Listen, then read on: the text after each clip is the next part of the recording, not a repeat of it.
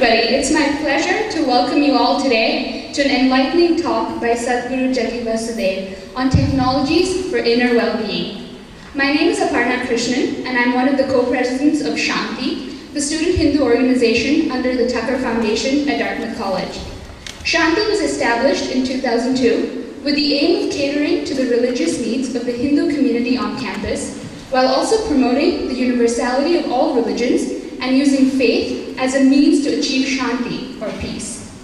In line with our mission, we have with us today Sadhguru Jaggi Vasudev, a prominent spiritual leader, a yogi and profound mystic, a groundbreaking humanitarian, and an environmental champion who has quenched the thirst for spiritual transformation in millions of lives around the world.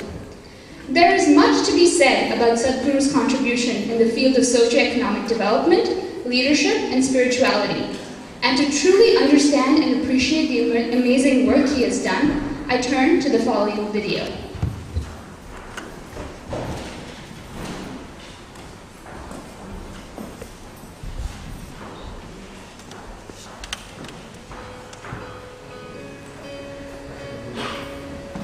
Sadhguru, a yogi and profound mystic of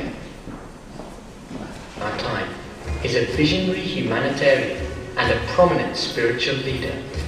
Belonging to no particular tradition, Sadhguru incorporates what is most valid for the modern seeker in the spiritual sciences.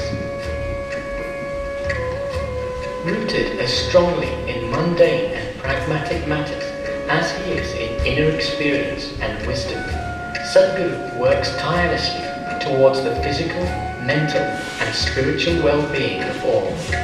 His mastery over the mechanisms of life, an outcome of his profound experience of the self, guides in exploring the subtler dimensions of life. From his powerful yoga programs for inner transformation to his inspiring projects for society and the environment, Sadhguru's work is an endeavor to create an inclusive culture that is the basis for global harmony and progress. Sadhguru founded the Isha Foundation, an entirely volunteer-run, international non-profit organization dedicated to cultivating human potential. At the core of the foundation's activities is a customized system of yoga called Isha Yoga, yoga in its full depth and dimension. These programs are a powerful medium of transmission. It helps oneself to recognize the essential unity of body, mind, and spirit. It shows that spiritual life does not deny worldly, social, and family responsibilities, but rather uses them as a vehicle for personal growth and realization. It encourages an opening of the heart and consciousness to new dimensions of feeling, thinking, and living. The programs are conducted globally in a variety of settings, touching people from all economic and social backgrounds in an equally powerful way. From the rural villages in India and Africa to the world's major metropolitan cities, from the executive leadership retreats to the inner freedom for the imprisoned programs, people worldwide have been deeply touched and transformed. The foundation is headquartered at Isha Yoga Center in southern India and at the Isha Institute of Inner Sciences in the United States on the Cumberland Plateau in Tennessee.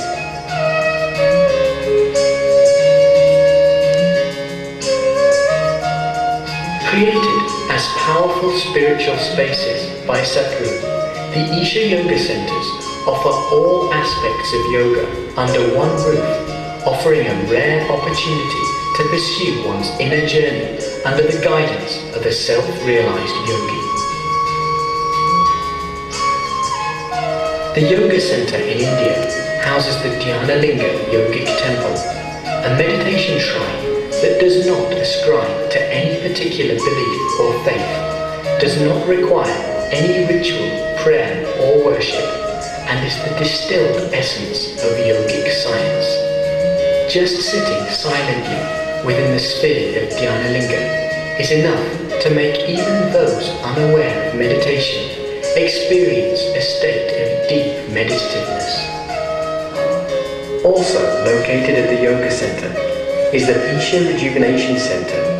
The serene atmosphere of Isha Rejuvenation Center is the perfect frame for a different array of programs designed by Sadhguru to restore vibrancy and perfect balance in one's life energies.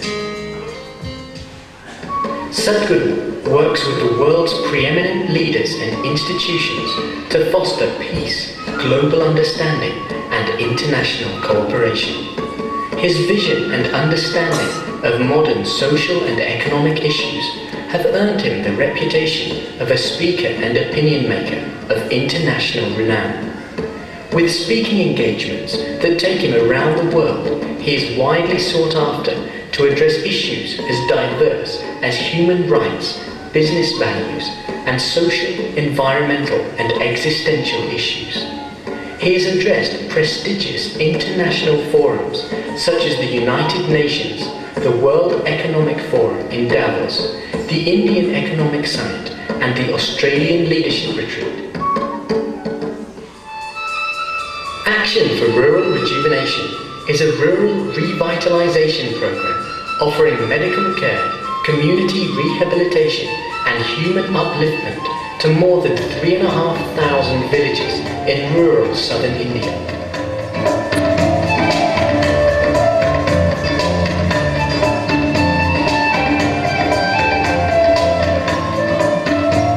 Village games and inter-village tournaments are organised for community joy, reducing addictions and promoting social bonding above caste, creed, religion and economic status.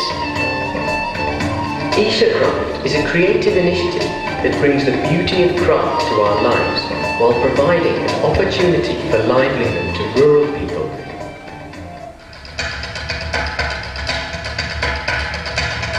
Sadhguru's vision is to transform the quality of rural populations by providing affordable, high-quality school education so that the native intelligence of rural children has the opportunity to bloom.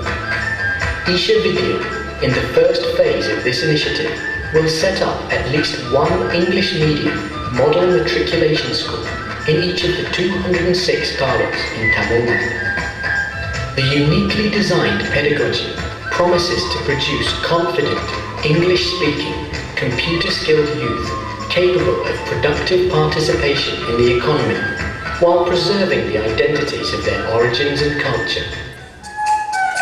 Project Green Hands is a massive public reforestation effort aiming to plant 114 million trees in the next 10 years, restoring 33% green cover in Tamil Nadu, India, to counter and reverse the rapid desertification and deforestation that has happened over the past 2 decades in the state.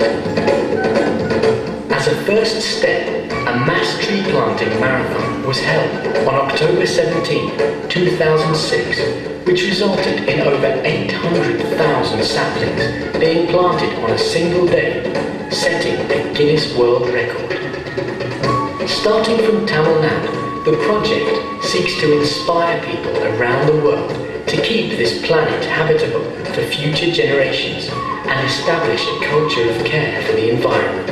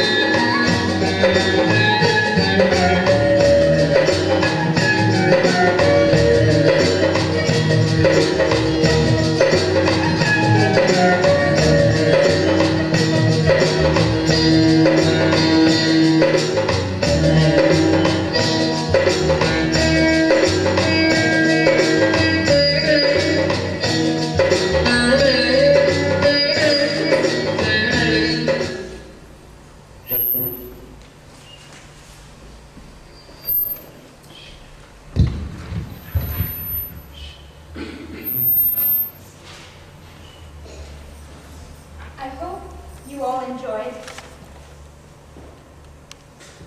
I hope you all enjoyed the informative video on Sadhguru and his achievements. Without further ado then, I turn the mic over to this inspirational leader for a guided meditation and entry into the ancient technology for spiritual evolution and healing. Thank you.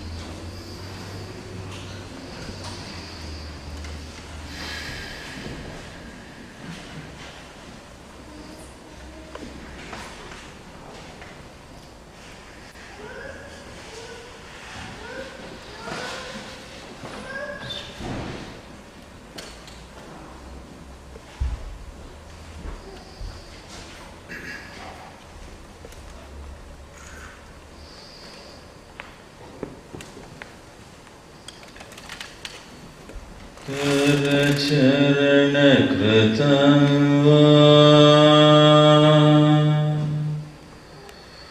कायजं कर्मजं वा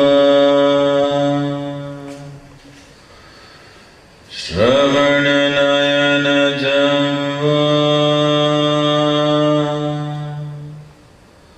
मानसं वा पराधम् विहितम् अविहितं वा सर्वमेतच्छमस्व।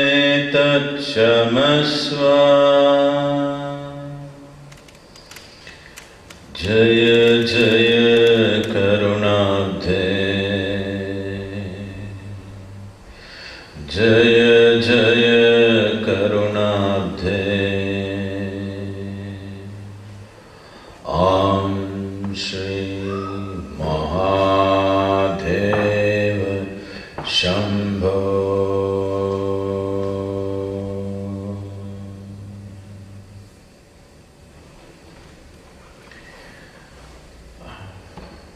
I can't see most of you. Good morning, good afternoon, everybody. I cannot see most of you. You don't mind if I stand up and speak? No. We'll have a camera problem?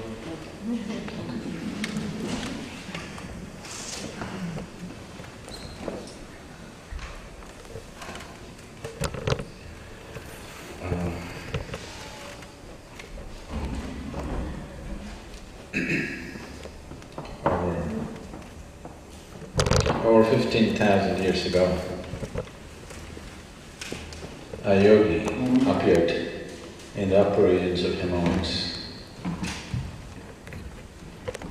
And he just came and sat. He sat there unmoving for months on end. People gathered in big numbers because he looked so unusual, and he simply sat still.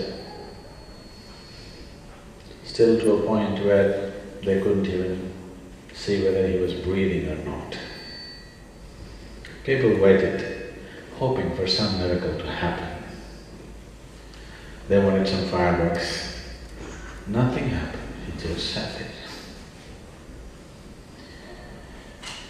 Suppose I just sit here, not saying anything. I have a brief for a little more than an hour. This 1 hour, if I simply sit here not saying anything, within the next 15 minutes, slowly, people will slowly crawl out of the hall, not disturbing anybody. 20–30% will disappear within 15 minutes. If I sit here for 45 minutes not saying anything, more than 50% will be gone. A few hard nuts will be still waiting, something is going to happen. If I sit here for 24 hours not saying anything, which is my basic expertise. that I can simply sit in a place not saying anything for days. So, maybe one or two will be left, all others will be gone. Similar things happened to this yogi over 15,000 years ago. He simply sat there, neither said anything nor did anything. People were expecting some miraculous happening, but what they were missing was the most basic miracle, the most significant miracle that was happening, that someone was simply sitting here without being ruled by the compulsions of being physical. Now if you sit here, if I make you sit here for 2 hours, then you'll say, Sadhguru, can we just use the bathroom at least? All right, go and come. You go and come. Within another 30 minutes you'll say, can we drink something? All right, drink something. I'll make you sit for another 2 hours. Can we eat something? We're starved out. All right. Then it'll go a few hours later, means without permission, that will happen.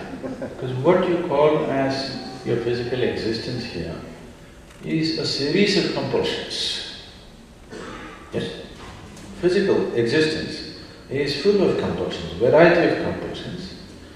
One may handle it gracefully, one may handle it not so gracefully, but we are a bundle of compulsions, isn't it? Yes. Are we in talking terms or not? Yes. Are we in talking terms? When I ask you a question, you must say yes, no, not so, something. Yes. So what you call as myself is a bundle of physiological and psychological compulsions, isn't it? Somebody just sat here, unmoving, for months on end. The only sign to show that he was alive was tears of ecstasy were dripping down his cheek. Apart from that, there was no sign of life, he simply sat there. So after a few months, only 7 people were left. The big crowd slowly dwindled away because they were looking for fireworks which didn't happen. So these 7 people pursued the yogi and they insisted they want to know what this is. Because if somebody has to sit here without being ruled by the compulsions of physicality, that means he is above the physical nature. One who is free from his own physical nature is complete mastery over life process itself. So these 7 people grasped that and pursued him. And he gave them a simple preparatory step and forgot about them. He never looked at them again. They walked wherever he walked, but he just ignored them. After 84 years of doing preparatory work, one day when the solstice was shifting from north to south in the month of June, July, at that moment he paid attention to nature. Till then he was not completely unaware or not focused on anything around him. But when the solstice was shifting, this is a time for a human being to understand nature in its deepest way, because at that time there is a window. So he looked out. When he looked out, he saw the 7 people. After 84 years of preparatory work, they had become like shining vessels of receptivity. Then he could not ignore them. Then he thought he has to transmit what he knows. So the first yoga class began around 15,000 years ago on the banks of Kanti Sarovar. Oh, you thought California? No. Kanti Sarovar, which is about 14,200 feet above mean sea level in the Indian part of Himalayas right now. So on the banks of Kanti Sarovar, this first yoga class began. A yoga class means you have always imagined twisting yourself into various forms. He did not do that. He just sat there in one place and the yoga began. What this means is looking at the mechanics of life in its entirety, how this is made, to understand this mechanism in its absolute profoundness, knowing this, how it is made. from its beginning, from its origin to its ultimate, knowing this piece of life in its entirety. So this teaching began, went on for a certain period of time, and then when all these seven attained certain mastery over this, he asked them to leave and go to different places in the world. He sent the first one to Central Asia, which is presently, all those 21 countries which broke away from USSR. Does anybody know all the names of all the 21? I think even the geography department in the university will not know all the 21 names, because till now I have not met anybody who knows all the 21 names. I know maybe 6 or 7, all those stans, Kazakhstan, whatever. So he sent one to that region. The science of that one going there is still present in that area. He sent another one to North Africa, which is currently Sudan, Egypt and Middle East. He sent another one to South America. He sent another one to Southeast Asia. One stayed with him. One came down to the lower regions of Himalayas, which is presently labeled as Indian Himalayas. And the other one came down south into southern peninsula of India, who is very important for us because we hold him as the father of southern mysticism. Everything that we do is from him, and he went and touched every human habitation in that part of the world and brought spiritual process as a way of living, not as a teaching, not as a religion, not as some kind of organization, but just the way you do things in life. As a mother would teach a child to brush his teeth, just like that, spiritual process was disseminated from generation to generation for thousands of generations to ensure that spiritual process is very much a part of life and the way we live and exist. Today, over 2 billion people are practicing some form of yoga in the world.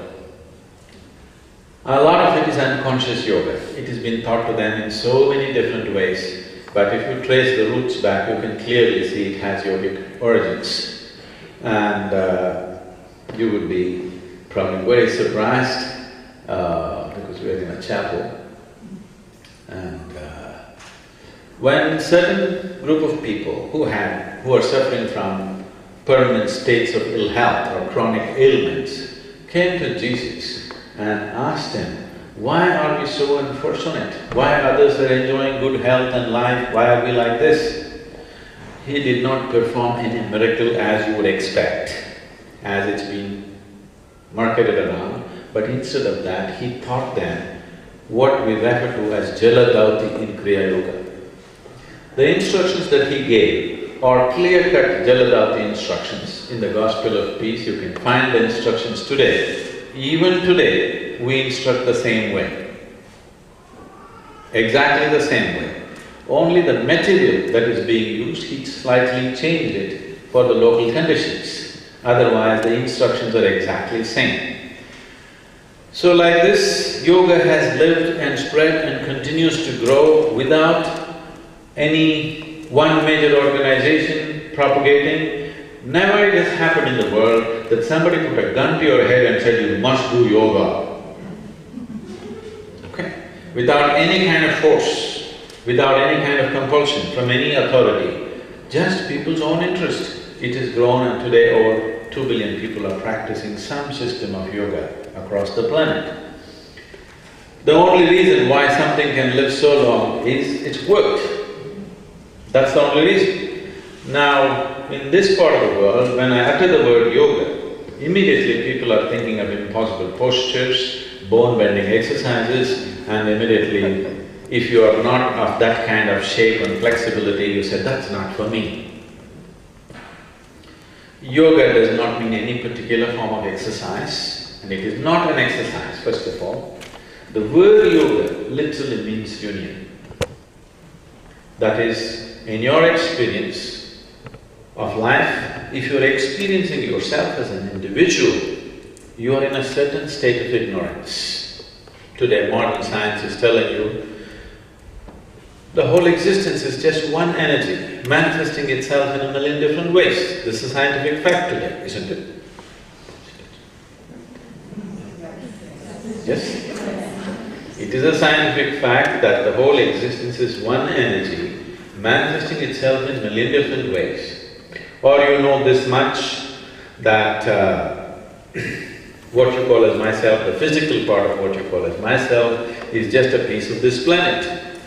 Or if you go to an atomic or subatomic level, what you call as this and the dead wood that you're walking upon are not two different things. It's the same protons, same neutrons, same electrons, functioning in a different way. If you just, instead of putting 5, if you put 10, this dead wood would stand up like you. Yes? Right now the earth, the soil that you're walking upon, which in America generally people are referring to as dirt, you're just walking dirt, aren't you? Isn't it so? Isn't it so? It's just the same soil which has popped up like this and acting like a human being right now. Is that not so? Just think of all the countless number of people who walked this planet before you and where are they? All topsoil, isn't it? So right now it's prancing around like this. Tomorrow again it'll go back, and again somewhere else it'll stand up. So it's the same material. Everything is same material functioning in millions of different ways. But compared to every other creature on this planet, whose life is in some way determined, its software is fully written by nature. For all the other creatures on this planet, their software is fully programmed by nature, they have no issues like you, please see this. All the other creatures on this planet, stomach full, life settled. But once you become a human being, stomach empty, only one problem, food. Stomach full, 100 problems. For every other creature, their survival process, if it's taken care of, their life is complete. But for a human being, only when survival process is taken care of, the possibility of being human opens up. Till then, he or she is also just another biological entity. Only when survival is settled, then other dimensions of being human becomes a reality. Till then, you are just like any other animal, isn't it? Suppose you have not eaten for 5 days, suddenly all your university education will disappear and you will behave just like an animal, isn't it? When that's taken care of, suddenly a different kind of grace, a different kind of possibility of being human, all these things are present only after survival is taken care of. If survival is brought to question, you also become like any other creature on the planet. So, human life is only programmed to some extent, the rest of it is left open. This is what is humanity is suffering right now. Human beings are not suffering bondage as it is being generally made out in the world. Human beings are suffering their freedom. Because you are free to be whichever way you want to be, that's the struggle. If your life was fixed, just like that of a worm or an insect or whatever else, if you are born like this, that's what you will be, there would be no stress, isn't it? Yes or no? Stress is becoming a very major part of modern life, or at least if you want to consider yourself modern, you must be stressed. When I first came to the United States of America a few years ago, wherever I went, people were talking about stress management. I could not understand, why would anybody want to manage stress? Because in my understanding, we manage things which are precious to us. Our family, our money, our business, our lives, our minds, we want to manage this. Why would anybody want to manage stress? It took me a while to understand, people have made a huge conclusion that stress is a part of their life. Stress is not a part of your life. Stress is just your inability to manage your own mind, your own body, your own chemistry, your own energy, isn't it? A certain inability has been institutionalized as a quality of a human being.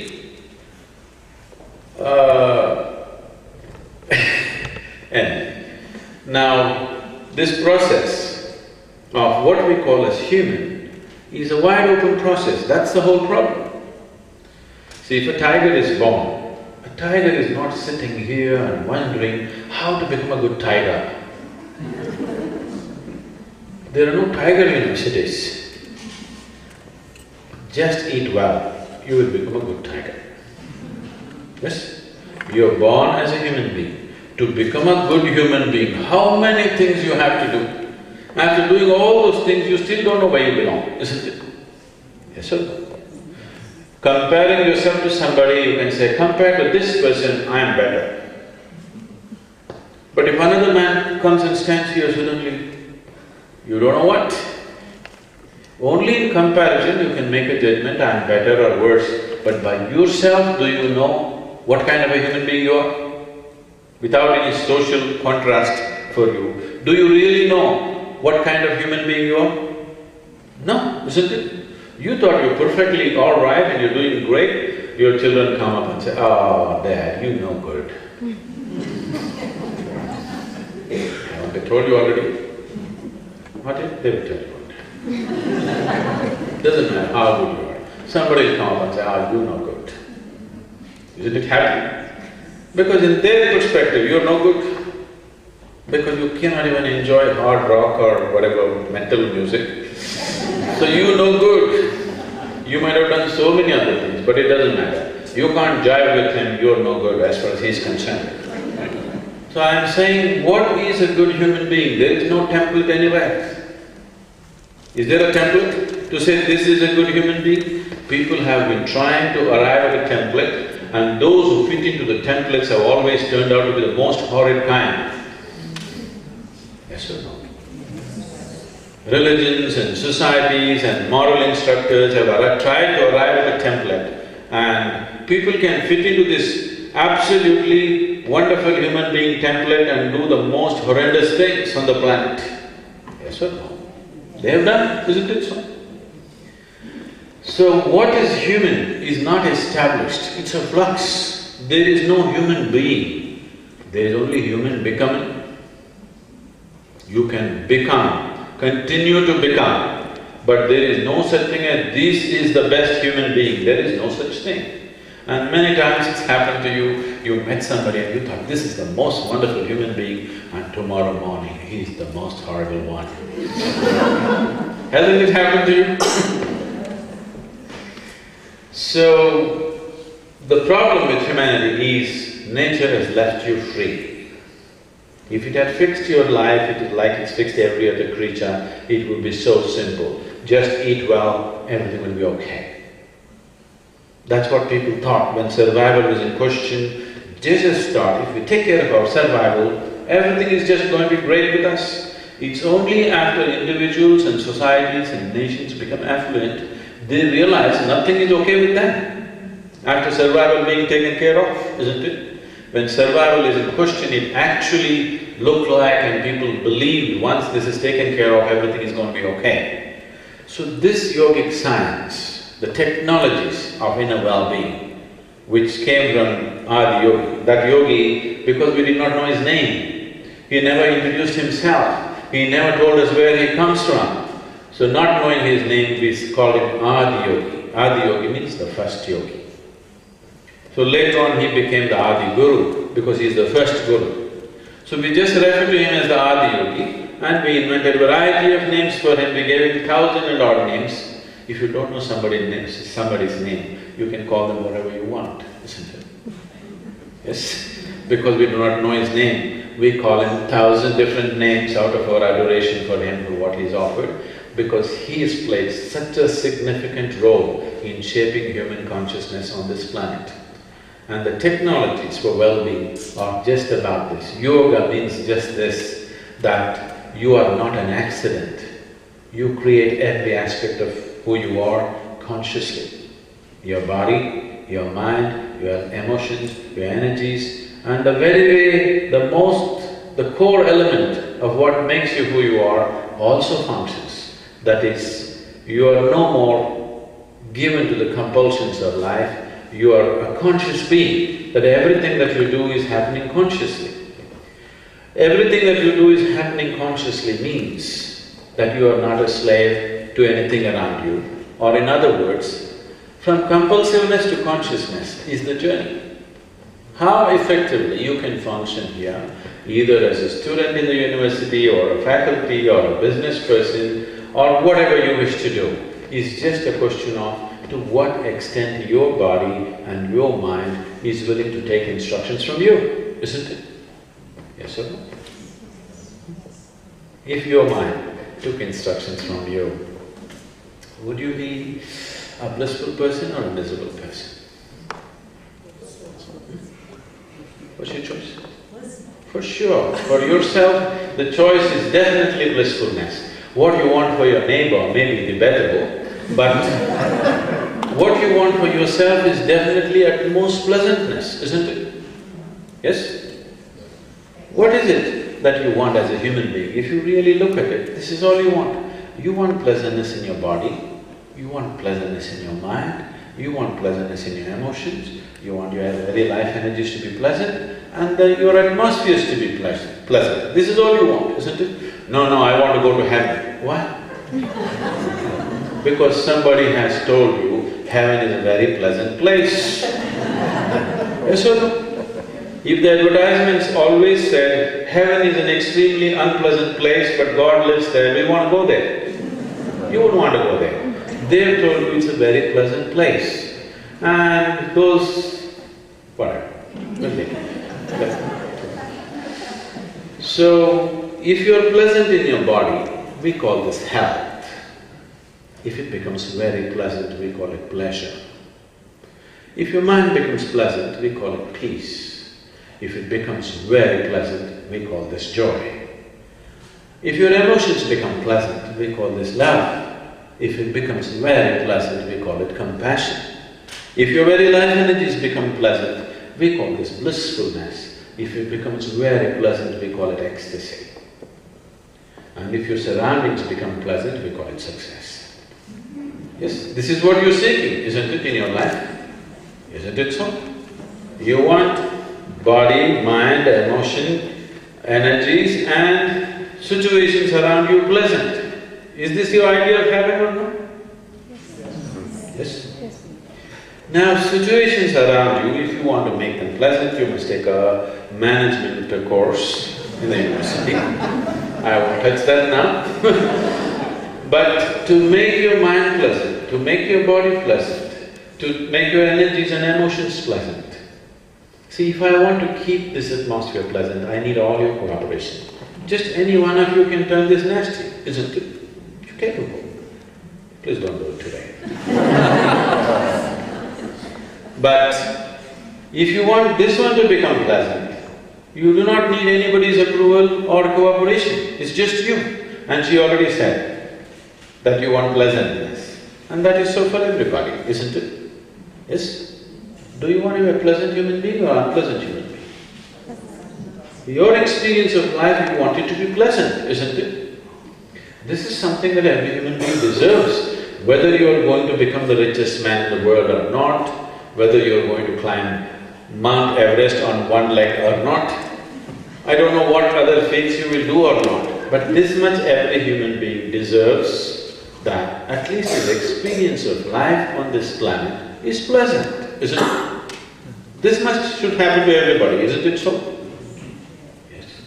All of you cannot become the richest human being on the planet. Maybe one of the rich.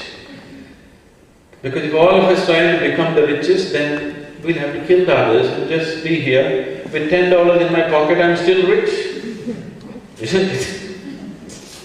So, those things are subject to various situations around us. But this much every human being is capable of, that if you sit here, your experience of life is pleasant, not because of some external reason. Simply where you are is pleasant. Should this happen to every human being? This much everybody deserves. So what do I get if I become pleasant? If you're very pleasant, if your experience of life is very pleasant, even if you don't get anything, it's still wonderful. You got everything in the world and your experience is not pleasant. No good, isn't it? Yes? Pleasantness. How is it possible? Sadhguru, have you seen my mother-in-law? Have you met my boss? Did you have a look at my neighbor? I've seen all of that. Now, how is it possible to be pleasant with somebody like this next to me? That's a question. How is it possible to be pleasant living in some kind of situation which is difficult for me? People are always coming to me, like we are running an organization with over 2 million volunteers doing many things. People always coming up to me, Sadhguru, I'm really wanting to do this, you know what this person is doing? They're doing this, they're doing that, they're doing that. I say, listen, this is the kind of people we have in this world. Do you want to work here or shall I transfer you to heaven? People say, there everybody is fantastic. Do you want to go there or do you want to work here? Decide. Yes. You want to work on this planet, this is the kind of people we have. Are you willing to work with them or do you want to go to heaven? Choose quickly. Isn't it? This is the kind of people we have. They have their troubles, they have their problems, they have their limitations, they have their compulsions. Either you learn to work with them or you go somewhere where it's supposed to be, everything is supposed to be fantastic. Here, you have to strive to make it fantastic. Otherwise, it will be… If you don't every day strive to create a fantastic situation around you, the same people who are fantastic yesterday will turn into your enemies and make it into a horrible nonsense for you. Yes or no? Yes? Don't take any situation for granted, including your family of two. If you don't every day strive to make it fantastic, the same fantastic people will become horrendous in your life. Yes or no? Huh? Yes or no? So if you have to constantly strive to make it fantastic, it is only possible if you are feeling absolutely wonderful within yourself, it will come effortlessly to you. If I come and meet you when you're very joyful, I'm sure you're a wonderful person. But if I happen to come and meet you when you're feeling frustrated, unhappy, angry, something, then you could be a nasty person, isn't it? Yes or no? The only way a human being can constantly strive to create the situations that he cares to create is that his experience of life is so wonderful that only that will come out of him. If his experience of life is miserable and difficult within himself, then you teach him any kind of morality, you pump him up with all kinds of gasoline, 100 octane, few hours he'll keep it up, after that he will be like this. So the first, if we want to create a situation that we want to live in, if we want to do anything in our life successfully, the first and foremost thing is that this is a pleasant human being. Doesn't matter where you put him, he is always a pleasant human being. If you send him to hell, there also he is a pleasant human being within himself. His experience of life within is pleasant. How is this possible? I want you to understand, all experience is generated from within for you. Whether you felt happy or unhappy, did it come from within or did it rain upon you? Huh? Your joy and misery, did it come from within or did it rain upon you? It came from within. So if something that's coming from within, if you cannot determine what should come, then this is a completely out of control situation, isn't it? Something that comes from outside, you cannot control it totally, you can only manage it to some extent. But what is happening within you should be determined by you, isn't it? It happened. On a certain day, a lady went to sleep. In her sleep, she had a dream. In her dream, she saw a hunk of a man standing there, staring at her. Then he started coming closer and closer and closer. He came very close, she could even feel his breath. She trembled, not in fear. And then she asked, "What will you do to me?" The man said, "Well, lady, it's your dream."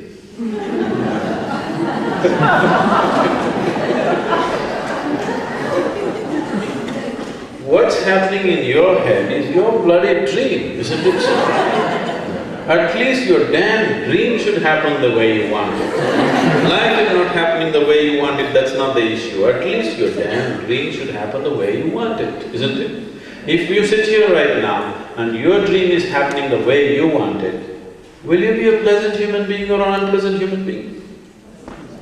Pleasant, isn't it? So right now the problem is not that your life is going out of control. The problem is just this, your mind is out of control, emotion out of control, body out of control, energy is out of control. How do you expect this to go where you want it to go? It doesn't go like that. So the whole science and technology of yoga is to take all these things into control. Control does not mean restriction. You know, if I talk about me controlling you, it's a restriction. It is about me living my life in a controlled manner. Is it a restriction or is it a possibility? Tell me, you have good control over your car. Does it liberate you on the road or does it restrict you? Huh? Which way is it? It liberates you, isn't it? Somebody else controls you, then control is a bad word.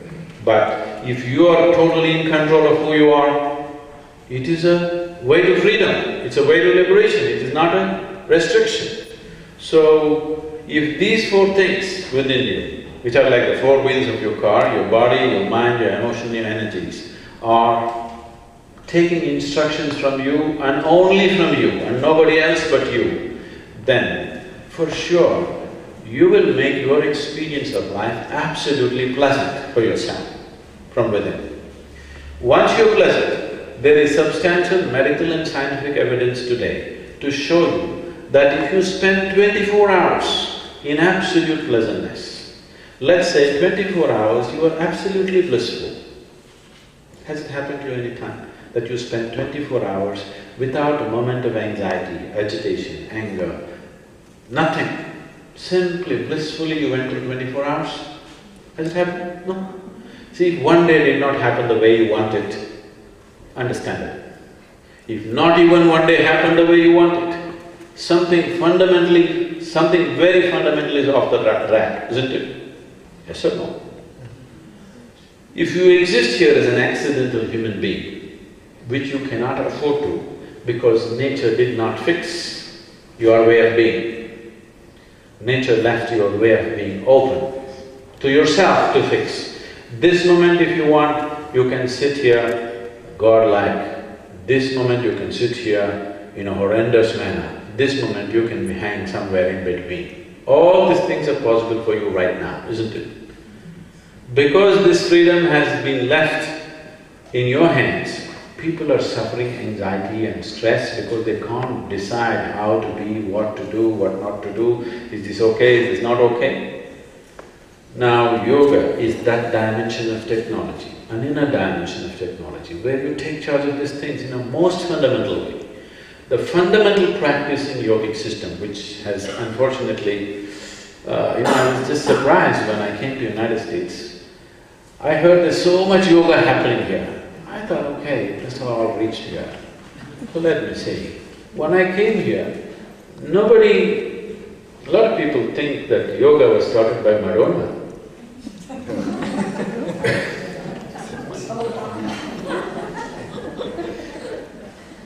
The most fundamental practice in yogic system is called Bhuta Shuddhi. Bhuta Shuddhi means…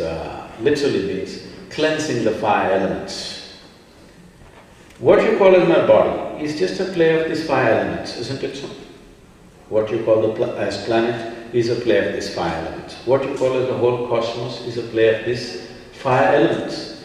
So the most basic practice in the yogic system is to take charge of these five elements. First is to cleanse them. If you do sufficient Bhuta Shuddhi, then you have what is called as Bhuta Siddhi. That means you have mastery over the five elements. Even if you have a rudimentary sense of mastery over your five elements, this will for sure behave the way you want it. Not only this, everything around you will behave the way you want it. You know, we've been doing… in the last 2 years, we're doing mega programs in India. Always our programs used to be in controlled conditions, now we're doing mega programs. The last program that I did for 3 days, 3 full days, do you understand? From morning 7 to evening 7, 12-hour days, 3 full days. 14,000 people, 14,157 people in one program, 3 days, 12 hours. And everything is in place, just everything, to a point where the government sent their administrative heads, the police and the intelligence to just check how they manage these situations. The chief of Madras city, the police commissioner, came to me in the evening and he wanted to talk to me. He said, Sadhguru, how is it done? Even if you pay them, they won't sit like this. How is it they're sitting like this? The incredible thing is 3 days. Every session was 2.5 hours in between their bathroom breaks. One particular session went to 3.5 hours. Only in that one session, only one man got up to go to the bathroom for 5 minutes and come back. The remaining 14,000 people, all kinds of age groups, men and women, nobody got up even once. This is simply because if you have enough mastery over the elements, it's not just your own body, everything around you, you have mastery over everything. You can do things that you have thought only can happen in magic shows. It's not magic. What they do is trick, that is different. I'm saying, what one person is struggling to do, another person is simply doing in the world. Always it is so, isn't it? Why this is so is, not because their stars are functioning well, not because they have some magical powers, simply because they have mastery over something that you don't have, isn't it? And the fundamental mastery, the fundamental element is the 5 elements of nature. Just last year, in 2010, we did a 90-day program in the United States for the first time, probably for the very first time in the history of humanity, that such a thing happened in USA or in North America, that we did very basic Bhuta Shuddhi practices, which are very, very powerful processes. People came and stayed for 90 full days with a schedule which is 16 hours a day, non-stop, from morning to… If you have been to a boot camp, that would feel like a picnic. That's how this is, because you're trying to do something that people do in years and years of practice, you're trying to do it in a 90-day span. We did a similar thing in India 18 years ago, and when I announced this, that Bhuta Shuddhi, I said it's for 90 days. Those who really want to come, you come. And I knew there'd be drama going on in the town, If you suddenly go and tell your family tomorrow, I'm going to Isha Yoga Center for 90 days, I'm doing some yogic practice, they will do Kathak. Kathak is a self-dance form. Kathak dance will happen in the family, not just in the family, in India it spills to the street. I knew there would be a lot of drama happening in the town, so I just announced this, those who really want to come, you come, and I left. After some time I came back to the town. I walked into a house as a guest. In Indian families, if you walk into your house, the first thing is they'll bring a glass of water. That is part of basic hospitality, first thing is a glass of water, which you must drink if you go to India. You say, no, I don't need water. No, you must drink, otherwise you're refusing his hospitality. So I went into this house and this lady brought a thing, and she's in the form of Kali. Have you seen Kali? Those are non-Indian there. A very fierce form of goddess. Very, very fierce form, blood dripping all over and all this stuff. She came like Kali, offered this water. I looked at her and said, Amma, today you are in the Kali form. I am not so desperate to drink this water. You leave it. She said, why? It's good water. What she means is, she's not poisoned it. I said, no, you don't have to poison it. The way you are, I don't have to drink this water. You enter into an Indian family, Sadhguru comes to our house and he refuses to drink water. That is not something that they can take. So drama began. And I said, okay, this drama is going to take on too much time. Then I told her, you sip this water. She took the water. She said, it's good. I said, give it to me. I took it in my hands just for a minute and gave it to her. You just drink it now. She drank it and she burst into tears and crying, "Oh, it's sweet, she's crying." I said, that's all it takes. Your body is 72% water, isn't it? Today there's lots of research that's gone into this, that just with a thought or an emotion, you can change the molecular structure of the water. All the 5 elements have their memory. You can impact it just by a thought, just by emotion. There's a beautiful kind of a documentary on the net which is very popular right now called Water. How water gets poisoned just because of the way you treat it. No chemical change, just the molecular change. The water that is being pumped through your pipelines to come to your house, they say if it takes 50 bends forcefully, at a certain force, if it takes 50 bends and drops through your tap, they're saying 60% of it has become poisonous. If you keep it in a container and wait for some time, slowly it'll undo itself and once again it become normal water. But at that point when it's rushing out of the tap, it is actually poisonous because the molecular structure of the water has changed without any chemical change in it. And this is something that we have always known. Just with a thought, just with an emotion, you can poison food and water and these things. Always traditionally, those of you who come from Indian background, your grandmothers always told you, you should never drink water or food from just about anybody who gives you. If somebody gives you something, first you must look at their face, whether they're happy, they're unhappy, or they're loving, not loving. You must look at their face. If you see fear scarring in their face, you should not drink, because they can poison their water. Your water just by thought, just by emotion, or just by the way they are. So today, modern science has come to the same thing. If you can turn this 72% of the water in you sweet, are you a sweet human being?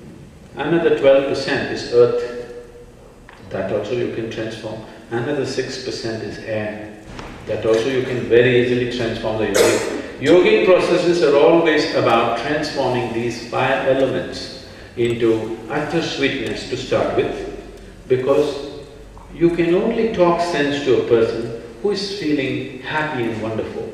You cannot talk sense to a person who is already blocked up in some kind of frustration or anxiety or this or that.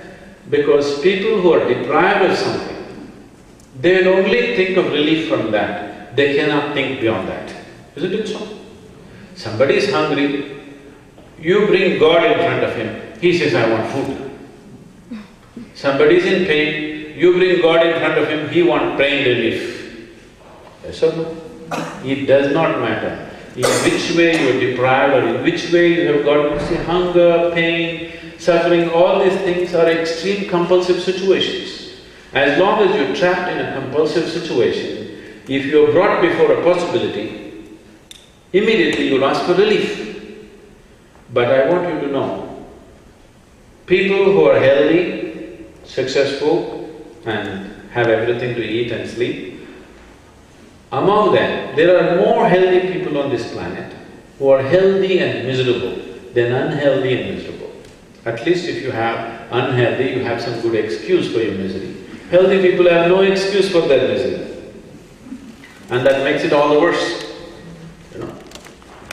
So transforming a human being, not on psychological levels, not in behavior levels, but just the way the 5 elements function. This is the essence of the yogic system. Unfortunately, it is being presented in such an excessively diluted form that, I was golfing with I was in Orange County, I went to a golf course and I had little time and they said, you have to take up a foursome. We were 2 and they added 2 more people, 2 young guys.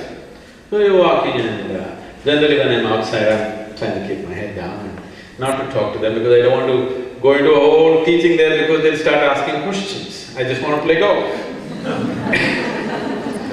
So the volunteer who was playing with me, another person, they asked him, who is he? Then she started talking, he is this, whatever. Then these 2 guys come and say, if we do your yoga, will we get 6 abs? I said, you can get 24, are you interested? You can get all the 24 abs, do you want? They said, we don't know, it's 24/6, if we can get, we will do your yoga. I said, just play golf, don't worry about yoga, you won't have it. So the whole yogic process has been so horribly diluted that it almost becomes ridiculous. If you want to be just physically fit, you don't have to do yoga. Go swim, go trek, just take a walk in the morning, you will be healthy, you will be physically fit. You do yoga not just for health, not just for fitness, these things will naturally come. When you practice yoga, to become healthy, to become fit will naturally happen as a consequence. But this is a possibility where you can move from a compulsive state of existence to an absolutely conscious state of existence, where the physical existence does not rule you anymore. You rule the physicality of who you are. I think I should leave at least 5 minutes for questions, if you have a question, please. Anybody else? Isn't it important,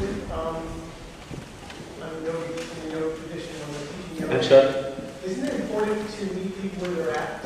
And if someone wants a six-pack from a yoga practice, yoga is going to do its magic regardless, and give them the yoga even though their intention is just for six-pack? The first part of the question I couldn't hear that properly. The last part I know. But is it not important? So, let's say I come to you and I want to gain 20 yards in my golf swing, and I and yoga is going to give me more flexibility. Isn't that a good enough intention to start a yoga practice? If you want to gain 20 yards on your golf swing, buy a new ball. There are balls which can do that. And I can run a golf class for you, not a yoga class for you. Why I'm saying this is, you can hit 300 yards on your drive and still be miserable. Okay? Because when you come to the greens, it'll frustrate you. Yes. So what happens if this person… Yes, I understand. Let me come to that. So they have a specific need, that's all you're trying to say. Somebody has a specific need, specific grievance. What's wrong in addressing it? Nothing wrong. It's just like this, you want to just drive somewhere in the neighborhood, but there's an airplane parked outside, and you don't know what's an airplane, you don't know the very concept of flying. You started driving this airplane around, then what will happen? Then you will find these two damn things are hitting everything, your lampposts, your buildings and all this stuff. So what is the next thing that you will do? Chop off these two things and drive the airplane to your neighborhood, and you're very happy because it's a wonderful vehicle. But somebody who knows what it means to fly, if he comes and sees this, an airplane with chopped off wings, he will cry. Only that lamentation I'm doing right now. This does not mean we will not help you with something specific. I'm just lamenting about that people are driving an airplane with chopped off wings because it's not fitting into their street. That's a crime, isn't it? We will address those specific things. Just one more question to ask. Somebody else? Yes, please. I think in our culture we Can you give the microphone to the hand? Oh, please. I think in our culture we really believe that brain chemistry is what makes us sad or happy, and that people who are unhappy or really suffering are their chemicals change. Yes. And it's hard to say to people, well, this is maybe in your control, because they hear that as it's my fault, I'm causing my own pain, and you're invalidating it. Yes, definitely your chemistry is determining so many things about you, the very course of your life and how you behave and what you do. You were 10 years of age and you were perfectly fine. And then you became 12, 13. Suddenly the hormones came.